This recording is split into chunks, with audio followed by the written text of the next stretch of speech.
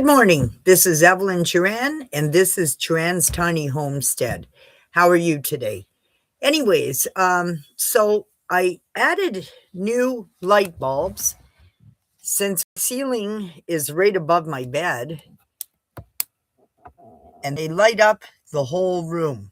I've ordered a couple more. I did the same thing in the kitchenette, and different light bulbs made all the change where I don't have to add extra sockets and stuff, and it lit up the cabin. I just realized these lights are even out there. I went through 1,000 different kinds of light bulbs till I came across these. It was $33 for two of them on Amazon, and they're actually a really good product. So I ordered some more to do some hanging lanterns also, so that I have more lighting in the living room area and I can see the dust better and I can clean the place up better. It's very hard to see in here. I was using these desk lamps, but it went right into my eyes and I was getting headaches from it. So I'm going to get rid of all the desk lamps. Well, I'm going to put them away, store them. And these light bulbs, I'm going to buy a bunch more. And right directly behind me is all office supplies storage, if you can see that. And I've got the doors leaning up against the wall. One door will be going right here for the bedroom, and one is going to go there on the closet. And then eventually I'll have a door on the walk-in food pantry. So I've got a lot of parts that I have to add. I have to tear down the ceiling and start it over because it was done wrong. And I think I'm just going to put drywall tape and some mud, and I'm going to paint it a light gray, because hiring people to do the wood, it's costing me $2,000 every time, and the job doesn't get done right, and now everything's falling off the ceiling. And it's been like the contractors I hired in the beginning, they're not even willing to admit that they made mistakes. They won't even take responsibility for their actions. So I've lost a lot of money in the build because of people that don't take responsibility for their actions. I told them what I wanted. They bought the wrong wood. They installed it wrong. They didn't put strapping, nothing. They just slapped drywall on and started tacking up boards that have nothing to hang on to. And it's the wrong wood. So now the boards are starting to fall off the ceiling. So I'm going to have to start taking them all down, pull off all the little nails and see if I can finish the walls, because he did part of a wall up to the back of my fridge. And I said, what about the rest of the wall? And the guy told me, oh, that's okay. Nobody will see it. You don't need to do it. Like, that's half the job. So there's a whole wall, a couple of walls that are not done. So I'm hoping to save some of this wood, because it's actually supposed to be on walls, not a ceiling. He put the wrong wood up there. So I think I'm just going to drywall it, finish the drywall, fill in the gaps and everything with tape and mud. And I'm probably just going to paint it a light gray. And when I can afford to put wood on the ceiling, then I'll do wood on the ceiling. But right now, I just don't have the money and I just want it fixed. I'm sick of looking at it. So that's got to get done. And then I got to put siding on the outside. We have to lift a corner of the cabin because this is just a shed, a 14 by 40 shed. I have absolutely no plumbing. I have no gray water tank. I have no pushed water. I have no well.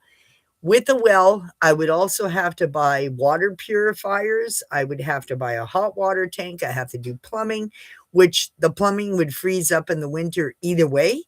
So I don't know how it'll work. Plus, extra electrical would have to go in.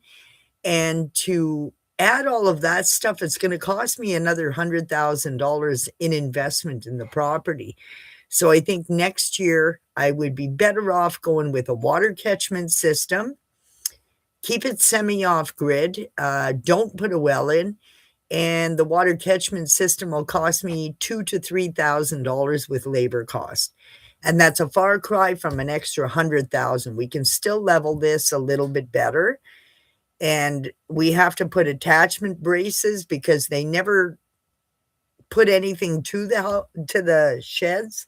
This is all sheds. It's 4 sheds put together is what it is, but it's a very tiny space. The sheds don't have openings to get into them, so I think I might make this loft higher up, use it for hanging up all my clothes and the dog's bed, and put the bed downstairs, and this will open up the whole space. It would be only standing room for me. I'm only 5'5", so it would be, I don't know. I'm not sure what to do right now, but I have more important things to do. I have to pay the place off in 1 year, and not even in 1 year, by July 1st. I'm going to be 3 payments behind, so I'm not sure. I think if you're making the effort, as long as they get their money within 3 more months for an extension, I'm sure they'll be more than happy with it, and I'll be able to keep the place. I've ran into many, many struggles. Developing the property has been very expensive, and I can't do the work on my own. There's only some things I can do. The majority I have to contract out, the bigger jobs, like stuff like this, because I'm not a builder. Every time I've tried to build a counter, not a counter, but like an outdoor table or anything, everything's always crooked. It doesn't matter what I do, it'll wobble. I just, for some reason, I can't measure right or whatever, can't cut right. I just end up wrecking the wood, so there's no sense in me doing it. I'm better off to hire somebody to do it for me. So those are the kinds of jobs that I have to hire people for. I can't do it. Like I still need somebody to hang a door right here, right directly behind me here. Well, right there. And I need to hang a door right here for the bedroom so that there's privacy. If there's people here, there's a place to change, because this is just one room. There's no bedroom, living room, kitchen. The kitchen is just a kitchenette, a tiny little corner, because you just need it for washing dishes. The stove is way out, and the walk-in pantry gives you a little cubby for doing dishes that you can't see through where the mess is. And everything's on shelves. It's all open concept. So you have to really work with the space. To put kitchen cupboards everywhere, it would make the place so small, and you don't see what you have, and it's a bad attraction for mice.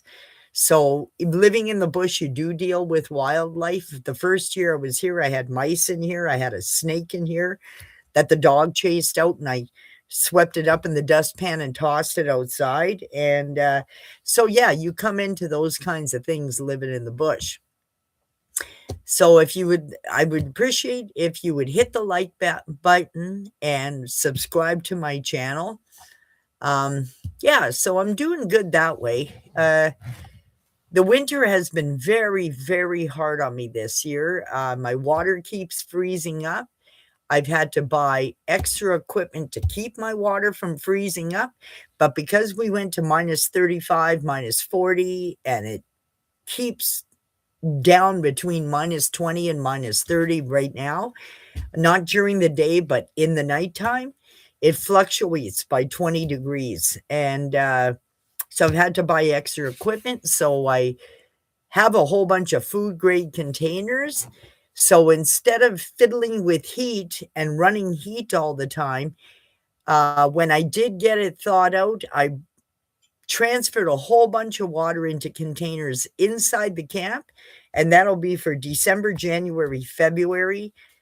That'll be prepared for next year.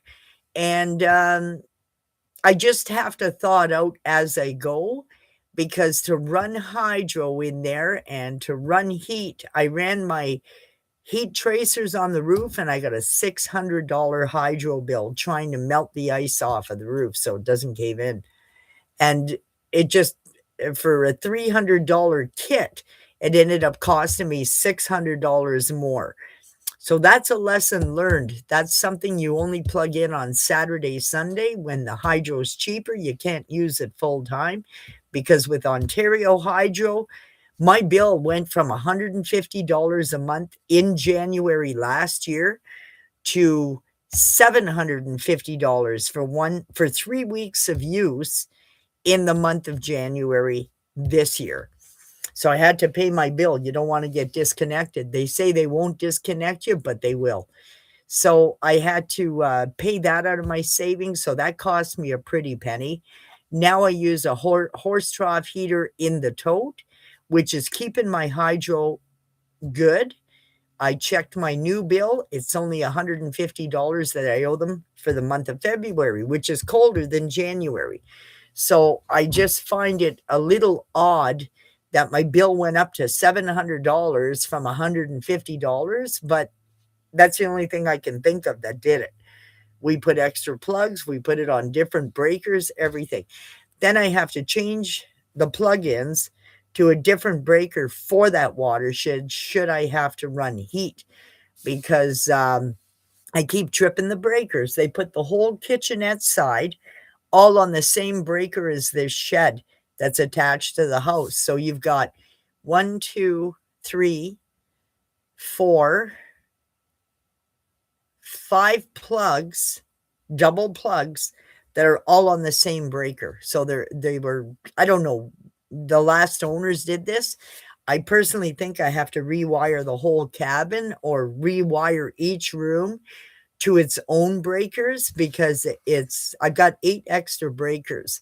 Then we're going to run hydro from another breaker that's going to go out to the property on this side, where we're going to put a 5th wheel. And that way it has lights, because the heat will run on propane. I'm going to put a great big propane tank out there. And when I'm ready to have this all fixed properly, I'm going to pack everything, put it in the shed and in the 5th wheel. And then I have a place to live while this is getting done. At the time, I didn't have the money to do that 3 years ago. So I was really rushed with building inspectors. And the money, the quicker the money was gone before it even came in, trying to develop it.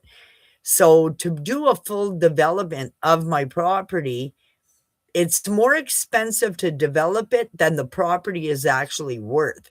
So I think I'm going to stick with the water catchment system and the totes, because to put in a well and to put in the gray water tank and a field bed and this and that, it's going to cost me $100,000 more. I'd have to put a basement underneath the cabin so your pipes don't freeze and your electrical and all of that stuff. And I don't have $100,000 to invest into the place. I just don't have that kind of money. And their prices are extravagant for developmental costs, and their permits are way out to lunch. And then they make the decision whether or not you should be allowed to do it. The last building inspector kept no paper trail of all the upgrades. I kept a paper trail of all the upgrades. It used to be, the people listed it as a seasonal cabin, but I think they were just using it for hunting, because there's no way you could have lived in here. There was no walls. I've got a little cubby on the other side with a camping toilet, not a flushing toilet, but I have to clean it every day, which is no big deal. I would love to have an princess toilet, because it burns everything, but I don't think a 100 amp panel, I don't believe that it would work on my panel with using an extra thing in the panel, in the electric panel. And from what I understand, they use tons of hydro. So I think the way I'm doing it with the porta potty for $100, that I have to disinfect and clean every single day. I carry it out. I have an outhouse. The outhouse has a barrel in the ground with gravel and sand around it, so all the water can go into the ground. And I get a septic guy to come in once a year. It's considered a porta potty. It's not a permanent dwelling. It has a sink to wash your hands with a water catchment system. And I think I'm just going to leave it the way it is, because if I do the well, also, when I do all the extra upgrade, like the 100,000 in upgrades, my property taxes will go up, but the worth of the property will not. So I don't understand why spend $100,000 if you're not going to get your money back out of it. Because if I find something closer to home, I'd like to be with the grandchildren a lot more, but I don't want to live in a city. I don't want to live in an apartment. I don't want neighbors. So I'm looking at rundown farms. I'm looking at camps that are 4-season camps. If it's not 4-season, I can turn it into a 4-season with a wood stove, things like that. But everything I'm looking at is landlocked or over $1 million, just astronomical costs for real estate here. And it's just not affordable. I mean, somebody's got to pay the overhead for that place after I die until it's sold or the kids inherit it. And I mean, you could probably rent out like this property here, I'd like to keep because there's good hunting and fishing here. But if something happens to me, I would like that the place gets rented out so somebody's living here and taking care of the place until my son and the kids are ready to take it over and they pay for it, right? So their overhead would only be $500 a month. So I'm trying to set up my grandchildren for the future. Unfortunately, I'm not sure it's going to happen or not. I'm kind of, I don't know what to say. Anyways, my Gmail is churan8@gmail.com. Please subscribe to my channel and hit the like button down below. And have a nice day, everyone. Bye.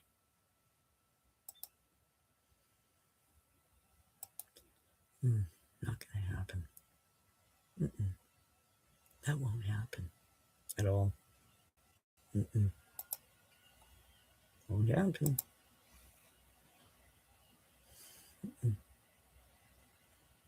New video. New video. Getting there. New video.